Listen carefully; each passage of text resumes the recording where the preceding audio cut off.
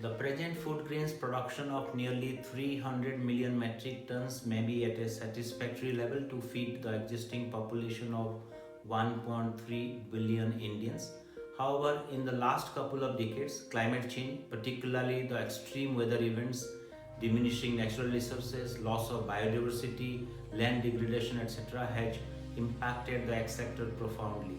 To say the least, Indian agriculture has to produce more from less for a burgeoning population which is estimated to be about 1.65 to 1.7 billion in 2050. Research studies have predicted the trend that there could be an agricultural decline with climate change.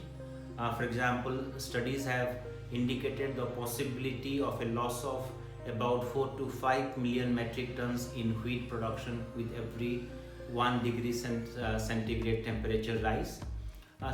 Another good example is the average productivity of apples in the traditional Kullu and Shimla regions of Himachal Pradesh has often been attributed to inadequate chilling, which is crucial for good apple yields.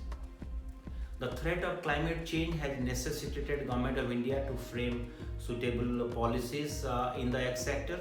The National Mission on Sustainable Agriculture as a part of the National Action Plan on Climate Change for more than a decade now has found to make Indian agriculture sustainable and resilient in light of likely risks arising from the climate variability.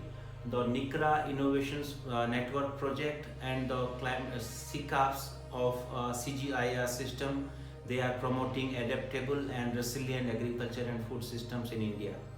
In the Indian context, where at present the small and marginal farmers are more than 85%, we should promote such technologies and practices which have smaller ecological footprints and which are capable of competitive economic returns to the farmers. Thank you.